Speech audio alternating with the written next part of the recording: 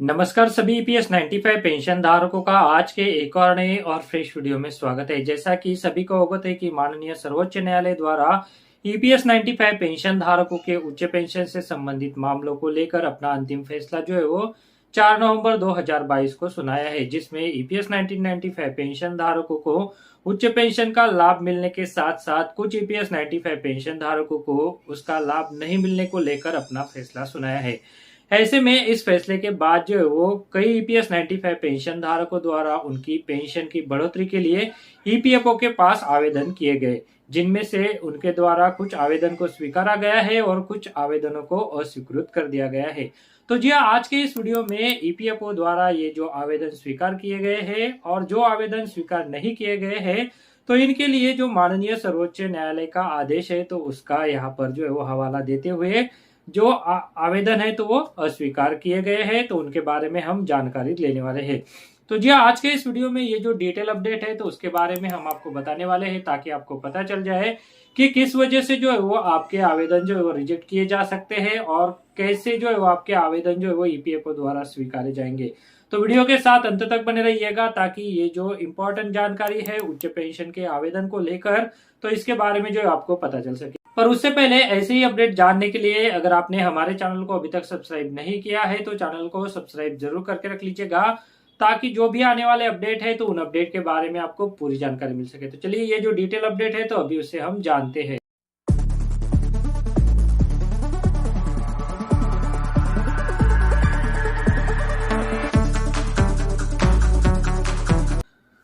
माननीय सर्वोच्च न्यायालय द्वारा ईपीएस 95 पेंशन धारकों के जो उच्च पेंशन से संबंधित मामले हैं तो इन मामलों के ऊपर अपना अंतिम फैसला सुना दिया है।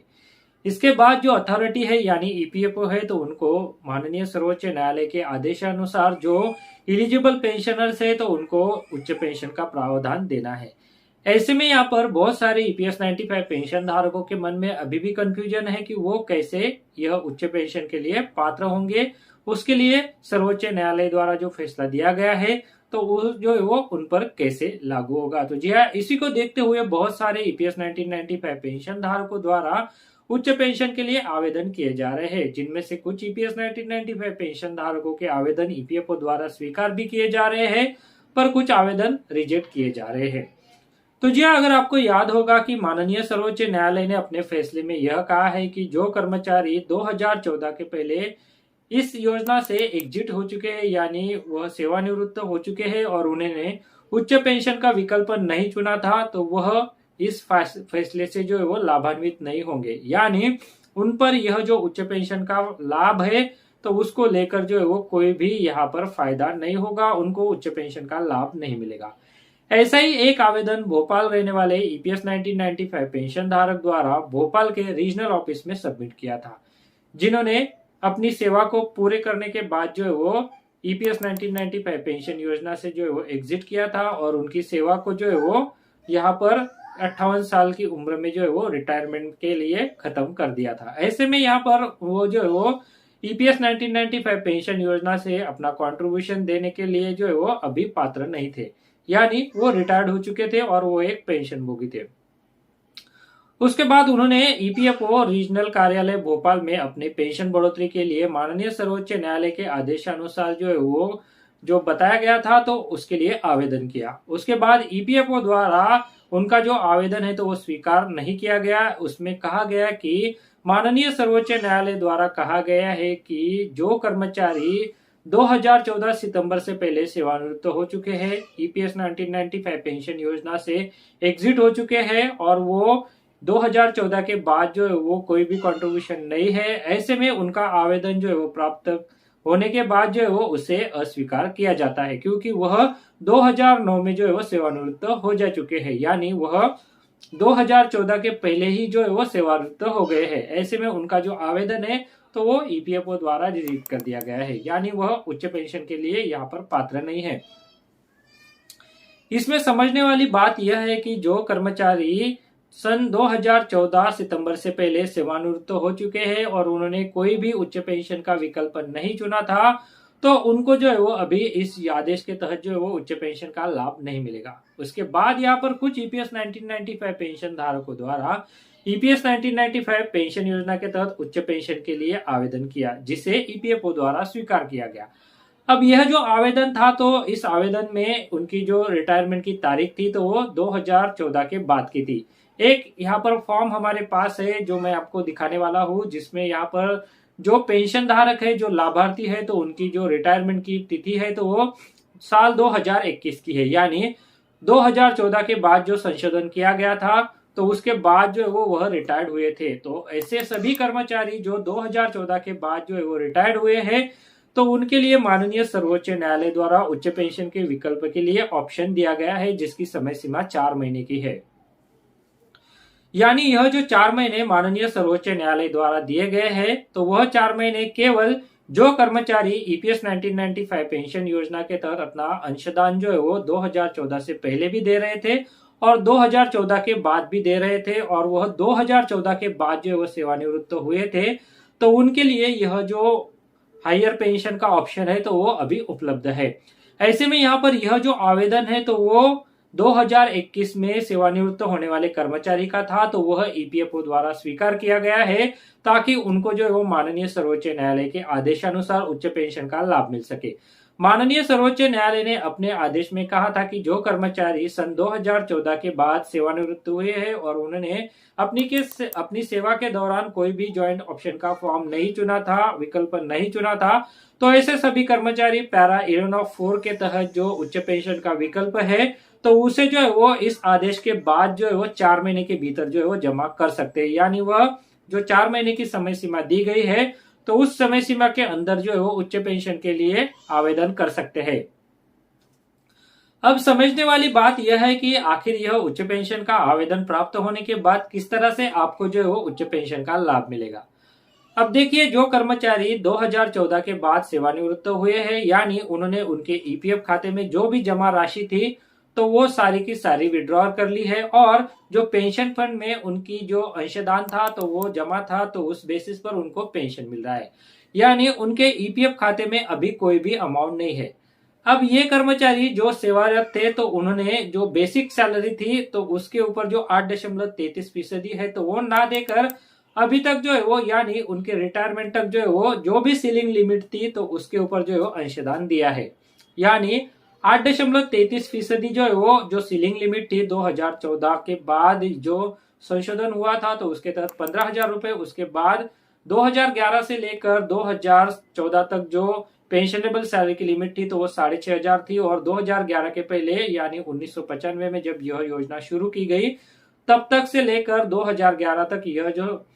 सीलिंग लिमिट थी तो वो 5,000 थी, यानी 2011 में इसे बढ़ाया गया 6,500 और उसके बाद फिर से इसे 2014 में 15,000 किया गया। अब इन तीनों दिनों से अगर आप सर्विस कर चुके हैं तो आपकी जो सीलिंग लिमिट है तो उसके हिसाब से जो है वो आपने अंशदान दिया है, यानी जो भी सीलिंग लिमिट थी तो उसके ऊपर ही 8 का जो 8.33% है तो वो ईपीएस फंड में जमा है। पर यहाँ पर 2014 के बाद जो है वो आप सेवानिवृत्त हुए हैं तो ऐसे में आपको उच्च पेंशन का लाभ मिलेगा। इसके लिए आप द्वारा आवेदन भी किया जाएगा। अगर आपने आवेदन किया है तो आपके आवेदन पर ईपीएफओ द्वारा विचार किया जाएगा, और अब आपके फंड में जो है वो जो सीलिंग लिमिट है तो उसके ऊपर जो अमाउंट बनती है, यानी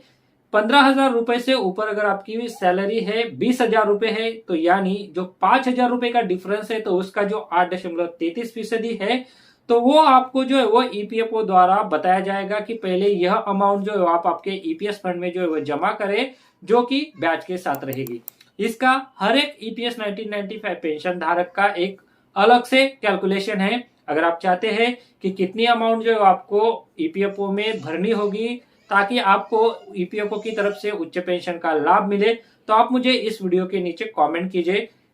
कमेंट के बाद जो है वो कमेंट हमने अगर पढ़ा, यहाँ पर बहुत सारे कमेंट आते हैं, ऐसे में यहाँ पर हमने यह कमेंट पढ़ा तो हम आपको जो है वो रिप्लाई करेंगे, तब आप जो है वो हमें आपकी जो बाकी की डिटेल है तो वो प्रोवाइड कीजिएगा, तब हम आपके लिए कैलकुलेशन के तहत बताएंगे कि आपको कितनी अमाउंट जो है वो एक अप्रोक्सीमेट जो है वो ईपीएफओ में जमा करनी पड़ेगी, तब तक जो है वो आपकी उच्च पेंशन जो है वो ईपीएफओ द्वारा शुरू नहीं की जाएगी। तो एक आसान सा यहाँ पर सिंपल प्रोसीजर है। पहले उच्च वेतन पर आपको पूरा कंट्रीब्यूशन देना होगा, जो कि बेसिक और डीए को मिलाकर 8.33% होगा। जो भी बचे हुए आपके अंशदान है तो वो आपको जो है वो भरने पड़ेंगे, क्योंकि आपने आपके ईपीएफ से जो है वो पूरा पैसा विड्रॉल कर लिया है। ईपीएफ में कोई भी पैसा नहीं है। अगर आपके पास ईपीएफओ खाता है और उसमें आपका अभी तक जो है वो पैसा है, आपने विड्रॉ नहीं किया है, तो ऐसे में जो है वो आपको जो अमाउंट है तो वो भरने की जरूरत नहीं पड़ेगी। जो आपके ईपीएफ खाते में जमा राशि है तो उसमें से जो है वो ईपीएफओ जो भी अतिरिक्त अंशदान आपकी सैलरी के बेसिस पर बनता है तो वो ईपीएस फंड में जो है वो ट्रांसफर कर लेगा, ब्याज के साथ ट्रांसफर करेगा। और आपको जो है वो जब आप पेंशन के लिए आवेदन करेंगे तब आपको जो है वो उच्च पेंशन का लाभ मिलेगा। तो यह एक आसान सा सिंपल सा ईपीएफओ का फॉर्मूला रहेगा। अब यह फॉर्मूला अंशदान को लेकर है और आपकी पेंशन की गणना को लेकर भी यहाँ पर ईपीएफओ का एक आसान सा फॉर्मूला है। तो उस फॉर्मूले में जो सीलिंग लिमिट 15,000 रुपए की लगाई जाती है तो वो नहीं लगाकर आपकी जो अंतिम सैलरी है उसके यानी पिछले जो 5 साल है तो उसका एवरेज निकाला जाएगा और वह एवरेज जो है वो आपकी पेंशन की गणना के लिए कंसिडर करते हुए आपकी पेंशन को जो है वो कैलकुलेट किया जाएगा। पेंशन की गणना का फॉर्मूला बहुत ही आसान है, जिसमें आपके number of years of service यानी आपने कितने साल नौकरी की है तो वो कंसिडर किए गएगी। उसके बाद आपकी जो 60 महीने की एवरेज सैलरी है तो उसे कंसिडर किया जाएगा और ये दोनों जो है तो इनका मल्टीप्लिकेशन होगा और इसे जो है वो 70 से भाग दिया जाएगा और यह जो है वो आपकी मंथली पेंशन बनेगी। अगर आप ये तीनों जोन से लेकर गुजर चुके हैं, आपकी सर्विस 1995 से लेकर 2011 तक भी थी, उसके बाद 2011 से लेकर 2014 तक भी थी और 2014 से लेकर आप 2014 के बाद रिटायर्ड हुए हैं, तो वह जो सर्विस है तो वो कंसिडर की जाएगी। और इन तीनों जोनों की जो सीलिंग लिमिट है तो वो ना कंसिडर करके आपकी इन जोनों में जो भी उच्चतम सैलरी रहेगी तो उसके हिसाब से जो है आपका अंशदान वहां पर जमा करने के बाद आपके पिछले 60 महीनों का जो औसत है तो वो निकाला जाएगा और उसे जो है वो पेंशन की गणना के लिए कंसिडर किया जाएगा। और इस तरह से आप जो है वो उच्च पेंशन के लिए पात्र हो जाएंगे और आपको जो है वो आवेदन देने के बाद जो है वो उच्च पेंशन का लाभ मिल सकेगा। तो अगर आप चाहते हैं कि उच्च पेंशन के लिए आवेदन कैसे करना है तो इसके लिए मैंने एक डिटेल से वीडियो पहले ही बना दिया है, तो उस वीडियो का लिंक जो है आपको मिल जाएगा। आप देख सकते हैं कि किस तरह से उच्च पेंशन के लिए आवेदन करना है। उसमें मैंने सैंपल एप्लीकेशन का फॉर्म भी बताया है जो कि आपको ईपीएफओ में भरने की जरूरत है,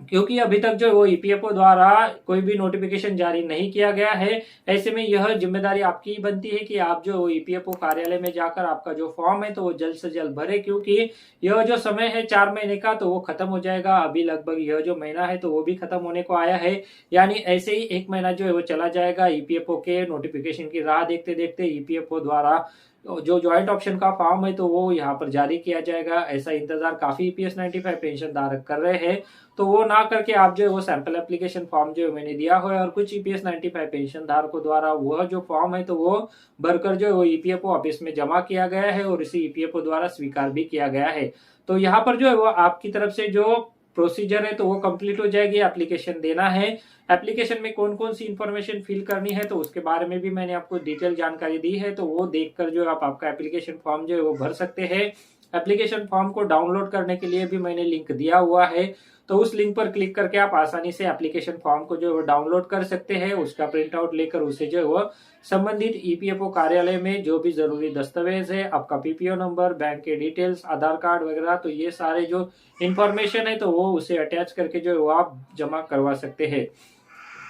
तो जी ईपीएस 1995 पेंशन धारकों के लिए ये जो एक अति महत्वपूर्ण संदेश था, जानकारी थी, तो उसके बारे में जो है मैंने अभी आपको बताया है। उम्मीद करता हूँ कि अभी आपको समझ में आ गया होगा कि किन पेंशन धारकों के आवेदन जो है स्वीकार नहीं किए जाएंगे और किन पेंशन धारकों के आवेदनों को ईपीएफओ द्वारा उच्च पेंशन के लिए स्वीकार किया जाएगा। अगर यह इन्फॉर्मेशन आपको अच्छी लगती है तो वीडियो को लाइक जरूर करते चलिएगा, साथ ही इस वीडियो को आप ज्यादा से ज्यादा शेयर भी कीजिएगा ताकि यह इन्फॉर्मेशन ज्यादा से ज्यादा ईपीएस 95 पेंशन धारकों तक पहुंच सके और वो भी उच्च वेतन के लिए उच्च पेंशन का लाभ जो है वो पात्र करने के लिए आवेदन कर सके। तो चलिए आज के इस वीडियो में बस इतना ही, आगे भी ऐसे ही अपडेट हम आपके लिए लाते रहेंगे। तब तक अगर आपने हमारे चैनल को अभी तक सब्सक्राइब नहीं किया है तो चैनल को जाते जाते सब्सक्राइब जरूर करके रख लीजिएगा, ताकि जो आने वाले अपडेट है तो उन अपडेट के बारे में जो आपको समय समय पर जानकारी मिल सके। तो चलिए मिलते हैं ऐसी एक और नई और फ्रेश जानकारी के साथ, तब तक आप सभी को मेरा नमस्कार।